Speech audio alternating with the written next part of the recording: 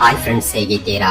ಈ ಪ್ರಪಂಚದಲ್ಲಿ ಬಹಳಷ್ಟು ವಿಚಿತ್ರವಾದ ಜೀವಿಗಳು ಬದುಕ್ತಾ ಇವೆ. ಅವುಗಳಲ್ಲಿ ಕೆಲವು ಮಾತ್ರವೇ ನಾವು ನೋಡಿದೀವಿ. ಇನ್ನು ಉಳಿದ ಜೀವಿಗಳು ನಮಗೆ ಕಾಣಿಸದೆ ತಮ್ಮ ಜೀವನವನ್ನ ಸಾಗಿಸ್ತಾ ಇವೆ. ಅವುಗಳಲ್ಲಿ ಕೆಲವು ಜೀವಿಗಳು ಸಮುದ್ರದಲ್ಲಿ ಜೀವಿಸ್ತಾ ಇದ್ರೆ, ಇನ್ನು ಕೆಲವು ಜೀವಿಗಳು ಈ ಭೂಮಿಯ ಮೇಲೆ ಜೀವಿಸಿ ನಮ್ಮನ್ನ ಇಷ್ಟೊಂದು ಆಶ್ಚರ್ಯಕ್ಕೆ ಗುರಿ ಮಾಡ್ತಾ ಇವೆ. ಸೊ ಇವತ್ತು ಈ ವಿಡಿಯೋದಲ್ಲಿ ಇಂತಹ ವಿಚಿತ್ರವಾದ ಜೀವಿಗಳಲ್ಲಿ ಕೆಲವು ಜೀವಿಗಳ ಬಗ್ಗೆ ತಿಳಿದುಕೊಳ್ಳೋಣ. ಸೊ ವಿಡಿಯೋ ತುಂಬಾ ಇಂಟ್ರೆಸ್ಟಿಂಗ್ ಆಗಿರುತ್ತೆ. ಎಲ್ಲೂ ಸ್ಕಿಪ್ ಮಾಡದೆ ಕೊನೆವರೆಗೂ ನೋಡಿ. ಸೊ ಲೇಟ್ ಮಾಡದೆ let's get it the video.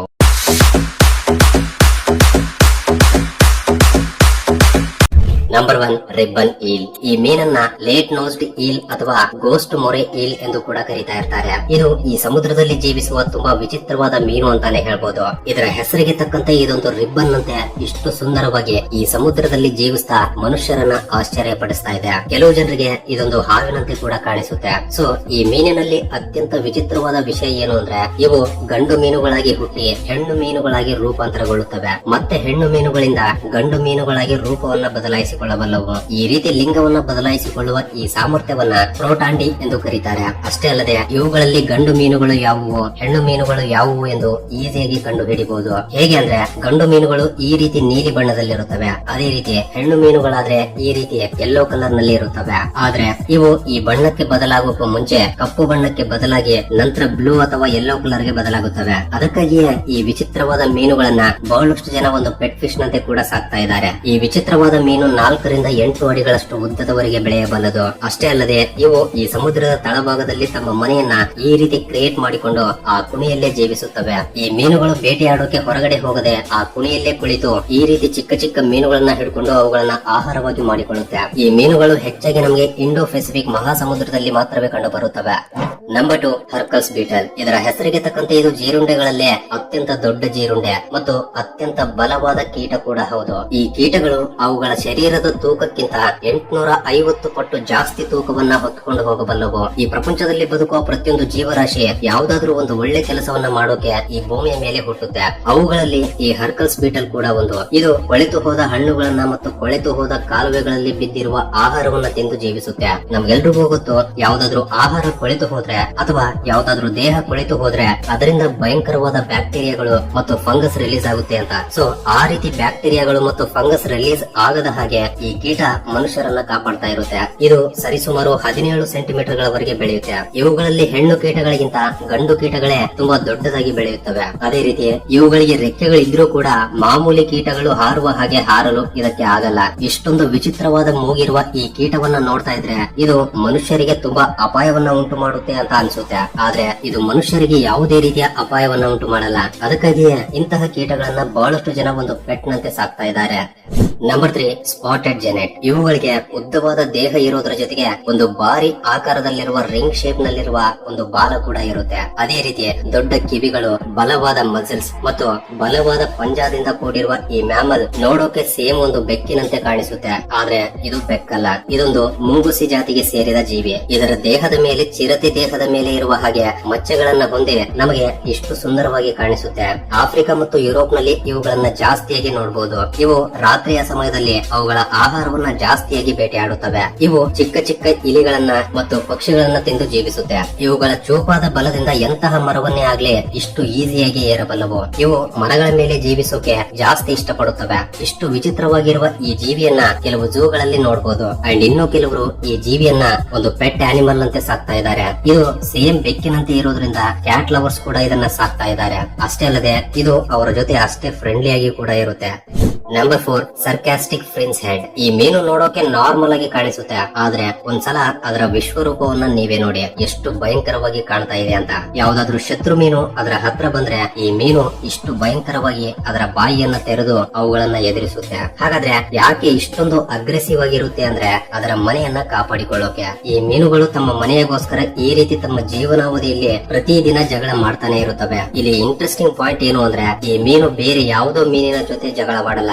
ಅದೇ ಜಾತಿಯ ಮೀನು ಈ ಮೀನಿನ ಮನೆಯನ್ನ ಕಬ್ಜಾ ಮಾಡಿಕೊಳ್ಳೋಕೆ ಬಂದಾಗ ಈ ರೀತಿ ಜಗಳವಾಡುತ್ತೆ. ಅದಕ್ಕಾಗಿಯೇ ಇವುಗಳ ಹತ್ರ ಆಕ್ಟೋಪಸ್ಗಳು ಅಥವಾ ಇತರ ಮೀನುಗಳು ಬಂದ್ರೆ ಅವುಗಳನ್ನ ಈ ರೀತಿ ಹೊಡೆದು ಓಡಿಸುತ್ತವೆ. ಇವು ಸಮುದ್ರದ ತಳಭಾಗದಲ್ಲಿ ಚಿಕ್ಕ ಚಿಕ್ಕ ಕುಣಿಗಳನ್ನ ಅಥವಾ ಇಂತಹ ಶೆಲ್ಫ್ ಗಳನ್ನ ಅಥವಾ ಇಂತಹ ಗಾಜಿನ ಸೀಸಗಳನ್ನ ಅವುಗಳ ಮನೆಯಾಗಿ ಬದಲಾಯಿಸಿಕೊಂಡು ಜೀವಿಸುತ್ತವೆ. ಈ ವಿಚಿತ್ರವಾದ ಮೀನುಗಳು ಕೇವಲ ಈ ಸಮುದ್ರದ ತಳಭಾಗದಲ್ಲಿ ಮಾತ್ರವೇ ಜೀವಿಸುತ್ತವೆ. ಅದೇ ರೀತಿ ಇದೊಂದು ಚಿಕ್ಕ ಮೀನು ಅಂತಾನೆ ಹೇಳ್ಬೋದು. ಇದು ಕೇವಲ 12 ಇಂಚುಗಳಷ್ಟು ಮಾತ್ರವೇ ಬೆಳೆಯುತ್ತೆ. ಈ ಮೀನುಗಳು ಹೆಚ್ಚಾಗಿ ನಮಗೆ ಪೆಸಿಫಿಕ್ ಮಹಾಸಮುದ್ರದ ತಳಭಾಗದಲ್ಲಿ ಮಾತ್ರವೇ ಕಾಣಿಸುತ್ತವೆ.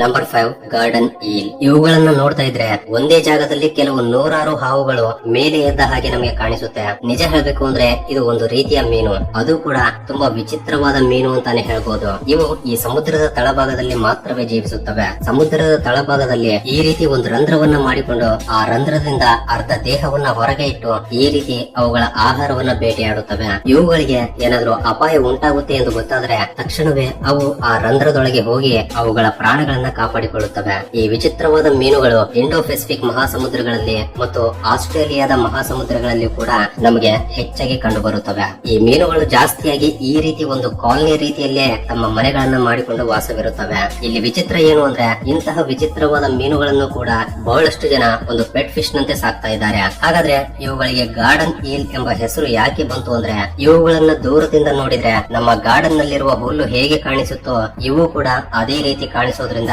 ಇವುಗಳಿಗೆ ಗಾರ್ಡನ್ ಈಲ್ ಎಂಬ ಹೆಸರು ಬಂದಿದೆ. ನಂಬರ್ 6 ಗಲ್ಪರ್ ಈಲ್. ಇದನ್ನ ಪೆಲಿಕನ್ ಈಲ್ ಎಂದು ಕೂಡ ಕರೀತಾ ಇರ್ತಾರೆ. ಯಾಕೆಂದ್ರೆ ಪೆಲಿಕನ್ ಪಕ್ಷಿಗೂ ಕೂಡ ಅದರ ಬಾಯಿಯ ಕೆಳಗಡೆ ಪೌಚ್ ಇದ್ದ ಹಾಗೆ ಈ ಮೀನಿಗೂ ಕೂಡ ಇಷ್ಟು ದೊಡ್ಡದಾಗಿ ಪೌಚ್ ಎಂಬುದು ಇರುತ್ತೆ. ನಿಜ ಹೇಳ್ಬೇಕು ಅಂದ್ರೆ ಇದೊಂದು ವಿಚಿತ್ರವಾದ ಮೀನು ಅಂತಾನೆ ಹೇಳ್ಬೋದು. ಯಾಕೆಂದ್ರೆ ಈ ಮೀನು ನಾರ್ಮಲ್ ಸಮಯದಲ್ಲಿ ಹೇಗಿರುತ್ತೆ ಅಂತ ನೀವೇ ನೋಡಿ. ಮಾಮೂಲಿ ಈಲ್ ಫಿಶ್ ಗಳು ಹೇಗಿರ್ತಾವೋ ಅದೇ ರೀತಿ ಇರುತ್ತೆ. ಕೆಲವೊಂದು ಬಾರಿ ಇದು ಹಾವಿನಂತೆ ಕೂಡ ಕಾಣಿಸುತ್ತೆ. ಅದೇ ರೀತಿ ಇದು ಪೂರ್ತಿಯಾಗಿ ಕಪ್ಪು ಬಣ್ಣದಲ್ಲೇ ಇರುತ್ತೆ. ಈ ವಿಚಿತ್ರವಾದ ಮೀನು ಈ ಸಮುದ್ರದ ಆಳದಲ್ಲಿ ಅಂದ್ರೆ 10,000 ಅಡಿಗಳಷ್ಟು ಆಳದಲ್ಲಿ ಮಾತ್ರವೇ ಈ ಮೀನುಗಳು ಜೀವಿಸುತ್ತವೆ. ಅದಕ್ಕಾಗಿಯೇ ಇವು ನಮಗೆ ತುಂಬಾ ಅಪರೂಪವಾಗಿ ಕಾಣಿಸುತ್ತವೆ. ಇದರ ಬಾಲದ ಕೊನೆಯಲ್ಲಿ ಫೋಟೋಫೋರ್ ಎಂಬ ಒಂದು ಅಂಗ ಇರುತ್ತೆ. ಇದು ಒಂದು ಲೈಟ್ ನಂತೆ ಕೆಲಸ ಮಾಡುತ್ತೆ. ಇದರ ಮೂಲಕವೇ ಈ ಮೀನು ಅದರ ಆಹಾರವನ್ನ ಸಂಪಾದಿಸಿಕೊಳ್ಳುತ್ತೆ. ಇವು ಹೆಚ್ಚಾಗಿ ಚಿಕ್ಕ ಚಿಕ್ಕ ಮೀನುಗಳನ್ನ, ಸಫಲಪಾಡ್ಗಳನ್ನ ಮತ್ತು ಆಕ್ಟೋಪಸ್ ಗಳನ್ನ ತಿಂದು ಬದುಕುತ್ತವೆ. ಈ ವಿಚಿತ್ರವಾದ ಮೀನುಗಳು ಅಟ್ಲಾಂಟಿಕ್ ಮತ್ತು ಪೆಸಿಫಿಕ್ ಮಹಾಸಮುದ್ರದಲ್ಲಿ ಹೆಚ್ಚಾಗಿ ಕಂಡುಬರುತ್ತವೆ. ನಂಬರ್ 7 ಎಮಿಂಗ್ಸ್ ಟ್ರಾಗೋಪಾನ್. ನೀವೆಂದಾದ್ರೂ ಇಷ್ಟು ಸುಂದರವಾದ ಪಕ್ಷಿಯನ್ನ ನೋಡಿದೀರಾ? ಈ ಪಕ್ಷಿಗಳಲ್ಲಿ ಗಂಡು ಪಕ್ಷಿಗಳೇ ಇಷ್ಟೊಂದು ಸುಂದರವಾಗಿ ಕಾಣಿಸುತ್ತವೆ. ಹೆಣ್ಣು ಪಕ್ಷಿಗಳು ನಾರ್ಮಲ್ ಆಗಿಯೇ ಇರುತ್ತವೆ. ಇವು ನೋಡೋಕೆ ಸೇಮ್ ಒಂದು ಕೋಳಿಯಷ್ಟು ಆಕಾರದಲ್ಲಿ ಕಾಣಿಸುತ್ತವೆ. ಆದ್ರೆ ಇದೊಂದು ನವಿಲು. ನಾರ್ಮಲ್ ಆಗಿದ್ದಾಗ ಇವುಗಳಲ್ಲಿ ಗಂಡು ನವಿಲುಗಳು ನಾರ್ಮಲ್ ಆಗಿಯೇ ಕಾಣಿಸುತ್ತವೆ. ಆದ್ರೆ ಈ ಹೆಣ್ಣು ಪಕ್ಷಿಗಳನ್ನ ಅಟ್ರಾಕ್ಟ್ ಮಾಡುವ ಸಮಯದಲ್ಲಿ ಮಾತ್ರ ಈ ಕೋಟ್ ಶಿಪ್ ಡಿಸ್ಪ್ಲೇ ಮಾಡುತ್ತೆ. ಅದರ ಕುತ್ತಿಗೆಯ ಭಾಗದ ಕೆಳಗಡೆ ಈ ಭಾಗ ಓಪನ್ ಆದಾಗ ಈ ಪಕ್ಷಿ ತುಂಬಾ ಕಲರ್ಫುಲ್ ಆಗಿ ಇಷ್ಟೊಂದು ಸುಂದರವಾಗಿ ಕಾಣಿಸುತ್ತೆ. ಇನ್ನು ಇವುಗಳ ಆಹಾರ ಬಂದ್ಬಿಟ್ಟು ಹಣ್ಣು ಹಂಪಲುಗಳನ್ನ ಮತ್ತು ಕೀಟಗಳನ್ನ ತಿಂದು ಜೀವಿಸುತ್ತವೆ. ಇಷ್ಟು ಸುಂದರವಾಗಿ ಕಾಣಿಸುವ ಈ ಪಕ್ಷಿಗಳು ಸೌತ್ ಈಸ್ಟ್ ಏಷ್ಯಾದಲ್ಲಿ ಮತ್ತು ಚೀನಾದಲ್ಲಿ ಹೆಚ್ಚಾಗಿ ಕಂಡುಬರುತ್ತವೆ.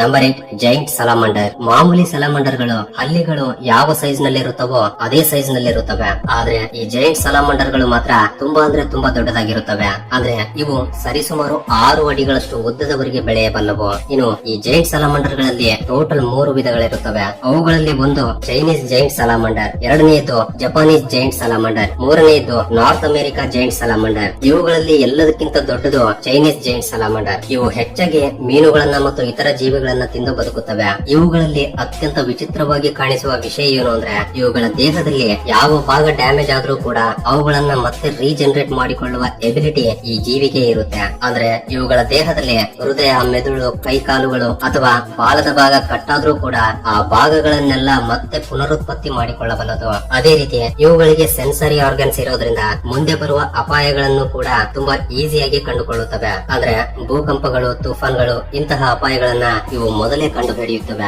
ಆದ್ರೆ ಇವುಗಳ ಜೊತೆ ಮನುಷ್ಯರು ತುಂಬಾ ಜಾಗೃತೆಯಿಂದ ಇರಬೇಕು. ಯಾಕೆಂದ್ರೆ ಇವುಗಳಿಗೆ ಇರುವ ಚೂಪಾದ ಹಲ್ಲುಗಳಿಂದ ನಮ್ಮನ್ನ ಕಚ್ಚಿತು ಅಂದ್ರೆ ಇನ್ನು ನಮ್ಮ ಗತಿ ಅಷ್ಟೇ. ನಂಬರ್ 9 ಕೊಕ್ಕ. ಇದನ್ನ ನೋಡ್ತಾ ಇದ್ರೆ ಕೆಲವು ಜನರಿಗೆ ಒಂದು ದೊಡ್ಡ ಸೈಜ್ ನಲ್ಲಿರುವ ಇಲಿಯ ಹಾಗೆ ಮತ್ತು ಇನ್ನು ಕೆಲವು ಜನರಿಗೆ ಒಂದು ಚಿಕ್ಕ ಸೈಜ್ ನಲ್ಲಿರುವ ಕಾಂಗರು ಪ್ರಾಣಿಯಂತೆ ಕಾಣಿಸುತ್ತೆ. ಆದ್ರೆ ಇದೊಂದು ಸಸ್ತನಿ. ಇದು ಕಾಂಗರು ಜಾತಿಗೆ ಸೇರಿದೆ. ಕಾಂಗರು ಪ್ರಾಣಿಗೆ ಇದ್ದ ಹಾಗೆ ಇದು ಕೂಡ ಹೊಟ್ಟೆಯ ಭಾಗದಲ್ಲಿ ಒಂದು ಪೌಚ್ ಅನ್ನ ಹೊಂದಿರುತ್ತೆ. ಕಾಂಗರು ತನ್ನ ಮಗುವನ್ನ ಯಾವ ರೀತಿ ಕಾಪಾಡಿಕೊಳ್ಳುತ್ತೋ ಇದು ಕೂಡ ಸೇಮ್ ಅದೇ ರೀತಿ ಪೌಚ್ ನಲ್ಲಿ ತನ್ನ ಮಗುವನ್ನ ಕಾಪಾಡಿಕೊಳ್ಳುತ್ತೆ. ಇವು ಹೆಚ್ಚಾಗಿ ನಮಗೆ ಆಸ್ಟ್ರೇಲಿಯಾದಲ್ಲಿ ಕಂಡು ಬರುತ್ತವೆ. ಹಾಗಾದ್ರೆ ಇದರಲ್ಲಿರುವ ವಿಚಿತ್ರ ಏನು ಅಂತ ಕೇಳಿದ್ರೆ ಇದೊಂದು ಸ್ಮೈಲಿ ಮ್ಯಾಮಲ್. ಅಂದ್ರೆ ಇದಕ್ಕೆ ನಗುಮುಖದಂತೆ ಮುಖ ಇರೋದ್ರಿಂದ ಮಾಮೂಲಿ ಮನುಷ್ಯರಷ್ಟೇ ಅಲ್ಲ, ಹಾಲಿವುಡ್ ಸ್ಟಾರ್ ಗಳು ಕೂಡ ಇದರ ಜೊತೆ ಸೆಲ್ಫಿಗಳನ್ನ ತೆಗೆದುಕೊಂಡು ಸಂತೋಷ ಪಡ್ತಾ ಇರ್ತಾರೆ. ಇದನ್ನ ನೋಡಿದ್ರೆ ಖಂಡಿತ ನಮಗೂ ಕೂಡ ನಗು ಬರುತ್ತೆ. ಅದೇ ರೀತಿ ಇದಕ್ಕೆ ಬಹಳಷ್ಟು ಜನ ಫ್ಯಾನ್ಸ್ ಕೂಡ ಇದ್ದಾರೆ. ಇವು ಮನುಷ್ಯರಿಗೆ ಭಯಪಡಲ್ಲ. ಈ ವಿಚಿತ್ರವಾದ ಸಸ್ತನಿಗಳು ಹೆಚ್ಚಾಗಿ ಹಣ್ಣು ಹಂಪಲುಗಳನ್ನ, ಎಲೆಗಳನ್ನ ತಿಂದು ಜೀವಿಸುತ್ತವೆ. ಸೊ ಇದು ಫ್ರೆಂಡ್ಸ್, ಈ 10 ಜೀವಿಗಳಲ್ಲಿ ನಿಮಗೆ ಯಾವುದು ವಿಚಿತ್ರ ಅನಿಸಿತು ಕೆಳಗಡೆ ಕಮೆಂಟ್ ಮಾಡೋದನ್ನ ಮಾತ್ರ ಮರಿಬೇಡಿ. ಹಾಗೆ ವಿಡಿಯೋ ಇಷ್ಟವಾಗಿದ್ರೆ ತಪ್ಪದೆ ವಿಡಿಯೋ ಒಂದು ಲೈಕ್ ಕೊಟ್ಟು ನಮ್ಮ ಚಾನೆಲ್ ನ ಸಬ್ಸ್ಕ್ರೈಬ್ ಮಾಡ್ಕೊಂಡು ನಮ್ಮನ್ನ ಸಪೋರ್ಟ್ ಮಾಡೋದನ್ನ ಮಾತ್ರ ಮರಿಬೇಡಿ. ಅಂಡ್ ವಿಡಿಯೋವನ್ನ ಕೊನೆವರೆಗೂ ನೋಡಿದ್ದಕ್ಕೆ love you so much guys.